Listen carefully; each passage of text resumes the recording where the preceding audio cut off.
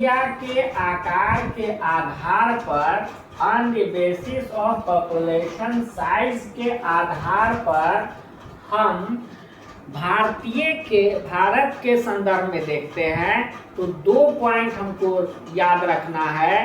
पहला पॉइंट कि उस क्षेत्र की आबादी, उस बस्ती की आबादी 5000 से अधिक होना चाहिए, ठीक है। दूसरा, उस बस्ती की जनघनत्व जो है, जनसंख्या का घनत्व जो है वो 400 प्रति वर्ग किलोमीटर कम से कम होना चाहिए। 400 व्यक्ति पर किलोमीटर से अधिक होना चाहिए, ठीक है। तो ये चीज हमको ध्यान में रखना है भारत के संदर्भ में। जबकि हम दूसरे देशों के संदर्भ में देखें तो अलग अलग हमको मिलेगा। जैसे अमेरिका में हम जाएं तो जैसे यहाँ भारत के संदर्भ में देखें कितना आबादी होना चाहिए, तो 5000 आबादी होना चाहिए, उसको हम नगर कह सकते हैं। लेकिन जब अमेरिका में हम जाते हैं तो अमेरिका में 2500 आबादी होना चाहिए, 2500 से अधिक आबादी होना चाहिए। मिनिमम कम से कम 2500 आबादी वाले बस्ती को अमेरिका में नगरीय बस्ती में कंसीडर किया जाता है, रखा जाता है, ठीक है। उसी तरह थाईलैंड में भी हम देखें तो कितना है, 2500। थाईलैंड में भी 2500 से अधिक जनसंख्या वाले क्षेत्र को नगर में रखा जाता है, ठीक है। कितना हुआ, 3 देश हुआ। चौथा भारत, अमेरिका और थाईलैंड। चौथा हम जापान को देखें, जापान का क्या है, तो जापान के केस में 30,000 व्यक्ति उस बस्ती में होना चाहिए, ठीक है। 30,000 व्यक्ति। तो जापान में वैसी बस्ती जिसकी आबादी 30,000 या 30,000 से अधिक है उसको नगर के श्रेणी में रखा जाता है, ठीक है। उसी प्रकार हम दूसरा और देश देख सकते हैं, कनाडा। कनाडा में 1000 व्यक्ति उस बस्ती में होना चाहिए, तब उसको नगर के श्रेणी में रखा जाता है। तो इस तरह से हम देखते हैं कि अलग अलग देशों में अलग अलग, ठीक है, आबादी, जनसंख्या के आकार, जनसंख्या को कंसीडर किया जाता है, माना जाता है, ठीक है। तो ये हमारा हुआ जनसंख्या के आकार के आधार पर। तो ये सबसे इम्पोर्टेंट है। विश्व में अधिकतर देश जनसंख्या के आकार के आधार पर ही अपने नगरीय क्षेत्र को, नगर को परिभाषित किया है, ठीक है, याद रहेगा। आगे बढ़े। नेक्स्ट पॉइंट है व्यवसाय के आधार पर। व्यवसाय के आधार पर नगर का परिभाषा, नगर को किस तरह से परिभाषित किया जाता है। तो व्यवसाय के आधार पर on the basis of occupation. तो व्यवसाय के आधार पे क्या होगा, व्यवसाय के आधार पे हमको पिछले ग्रामीण बस्ती में भी पढ़ चुके हैं कि व्यवसाय के आधार पे व्यवसाय को 3 कैटेगरी में बांटा गया है या 4 कैटेगरी में बांटा गया है। मुख्य रूप से हम लोग यहाँ पे 3 कैटेगरी देख रहे हैं। पहला प्राथमिक व्यवसाय या प्राथमिक कार्य, दूसरा द्वितीयक व्यवसाय या द्वितीयक कार्य, और तीसरा तृतीयक व्यवसाय या तृतीयक कार्य, ठीक है। सिंपल है। तो पिछले ही क्लास में ग्रामीण वाले टॉपिक में ही हम बतलाए थे कि प्राथमिक व्यवसाय आ जाएगा ग्रामीण में, और बाकी दोनों द्वितीयक व्यवसाय और तृतीयक व्यवसाय हमारा आ जाएगा इसमें, शहर में, नगर में, ठीक है। तो अब हम व्यवसाय के आधार पर किस तरह से परिभाषित करेंगे नगर को, किस तरह से हम किसी नगर को, किसी बस्ती को नगर के श्रेणी में रखेंगे। तो बहुत ऐसा देश है जो जनसंख्या के अलावे व्यवसाय के आधार पर जो है वो नगर को परिभाषित किया है, नगर को परिभाषित करता है व्यवसाय के आधार पर। मीन्स उस क्षेत्र में किस प्रकार का व्यवसाय है, प्राथमिक व्यवसाय है या द्वितीयक व्यवसाय है या तृतीयक व्यवसाय है। अगर किसी बस्ती में, ठीक है, वैसी बस्ती जहां द्वितीयक व्यवसाय या तृतीयक व्यवसाय लोग अधिकांश लोग अपनाए हुए हैं, तो ऐसे बस्ती को नगरीय बस्ती की श्रेणी में रखा जाता है। ठीक है। अब सबसे पहले इसमें भी क्या है कि अलग अलग देशों में अलग अलग आधार, इसमें भी व्यवसाय के आधार में भी अलग अलग ढंग से परिभाषित किया गया है। जैसे हम भारत में हैं तो सबसे पहले भारत के बारे में जानेंगे कि भारत में व्यवसाय के आधार पे नगर को, किसी बस्ती को नगर की श्रेणी में किस तरह रखा जाता है।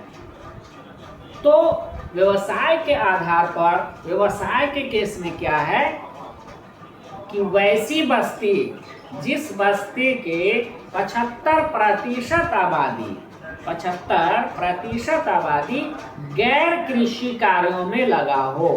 गैर कृषि कार्य मीन्स कृषि में नहीं लगा हो, कृषि के अतिरिक्त कार्यों में, कृषि एवं कृषि से संबंधित कार्यों को छोड़कर अन्य कार्यों में लगा हो। ठीक है। जिसमें कृषि किस व्यवसाय के अंतर्गत आता है, तो प्राथमिक व्यवसाय के अंतर्गत। तो जो भी प्राथमिक व्यवसाय है वो ग्रामीण क्षेत्र में होता है। तो वैसी बस्ती जिस बस्ती में प्राथमिक व्यवसाय कम और 75% आबादी द्वितीयक व्यवसाय या तृतीयक व्यवसाय में लगा होता है, ऐसे बस्तियों को व्यवसाय के आधार पर भारत में क्या कहा जाता है, नगर के श्रेणी में रखा जाता है। कितने प्रतिशत आबादी लगा होगा गैर कृषि कार्य में? 75%। इस पॉइंट को याद रखना है, 75%। ठीक है। जबकि हम फिर दूसरे देश में जाएंगे तो ये 75% चेंज हो जाएगा। अलग अलग देशों में अलग अलग है। जिस तरह से हम जनसंख्या के आकार वाला में देखें कि अलग अलग देशों में अलग अलग है। जैसे भारत में यहाँ देखें व्यवसाय में कि 75% गैर कृषि में लगा होना चाहिए, उसी तरह हम जब दूसरे देश इटली का देखें तो इटली का 50% आबादी गैर कृषि में लगा होना चाहिए। इसी प्रकार अलग अलग देशों का अलग अलग आबादी प्रतिशत अलग, मतलब गैर कृषि कार्यों में लगा होना चाहिए। समझ में आया? क्लियर? तो इसमें यही है। और इसमें मेन जो समझना है वो 2 पॉइंट जो हमारा आया कि प्राथमिक व्यवसाय, द्वितीयक व्यवसाय और तृतीयक व्यवसाय। तो द्वितीयक व्यवसाय और तृतीयक व्यवसाय में कौन कौन आता है इसको समझ लें। ठीक है। तो द्वितीयक व्यवसाय के अंतर्गत विनिर्माण कार्य आता है। विनिर्माण कार्य मीन्स क्या हुआ? विनिर्माण कार्य, विनिर्माण उद्योग। विनिर्माण उद्योग मीन्स क्या हुआ? मैन्युफैक्चरिंग, जहाँ किसी वस्तु का मैन्युफैक्चरिंग किया जाता है। ठीक है। कहाँ किया जाता है मैन्युफैक्चरिंग? कारखाना में। तो कारखाना में जो भी नई वस्तुओं का निर्माण किया जाता है, प्राकृतिक संसाधनों का प्रयोग करके नई वस्तुओं का निर्माण किया जाता है, इस को हम लोग कहते हैं विनिर्माण उद्योग। ठीक है। तो विनिर्माण उद्योग किसमें आता है? द्वितीयक व्यवसाय में। याद रहेगा, द्वितीयक व्यवसाय में। अब आता है तृतीयक व्यवसाय। तो तृतीयक व्यवसाय के अंतर्गत क्या क्या आता है पहले भी बता चुके हैं। तृतीयक व्यवसाय के अंतर्गत नहीं, तृतीयक व्यवसाय के अंतर्गत हो गया व्यापार, व्यापार हो गया, संचार हो गया, वाणिज्य हो गया, ठीक है, यातायात हो गया, एवं सेवाएं। सेवा, सेवा क्या? जॉब, नौकरी, जॉब जो हम लोग करते हैं वो सेवा के अंतर्गत आता है। तो ये सभी चीज हमारा तृतीयक व्यवसाय के अंतर्गत आता है। ठीक है।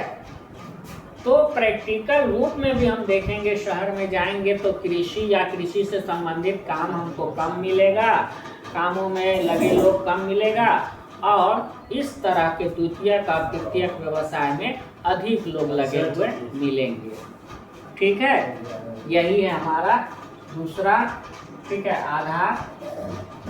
तीसरा आधार है हमारा प्रशासन के आधार पर, on the basis of administration. ठीक है, प्रशासन के आधार पे। अब देखा जाता है कि कई देशों में जनसंख्या के आकार को आधार नहीं माना गया है, वहाँ प्रशासन को आधार माना गया है। प्रशासन को आधार माना गया है। उसके अंतर्गत प्रशासन को किस तरह के बस्ती को, है ना, प्रशासन के आधार पे किस तरह के बस्ती को हम लोग नगरीय क्षेत्र के अंतर्गत रखेंगे। तो वैसी बस्ती जहाँ पे नगर पालिका है, ठीक है, नगर समिति है, या ये छावनी बोर्ड है, ठीक है, तो ऐसे क्षेत्रों को क्या कहा जाता है कि प्रशासन के आधार पर उसको नगरीय क्षेत्रों के अंतर्गत रखा जाता है। इसका बेस्ट उदाहरण है ब्राजील। ठीक है, प्रशासन के आधार पे जो नगर रखता है, नगर में किसी क्षेत्र को नगर के श्रेणी में रखा जाता है, उसमें बेस्ट उदाहरण में ब्राजील है और दूसरा बोलिविया। ब्राजील एवं बोलिविया। ठीक, याद रहेगा, यही मुख्य मुद्दा है।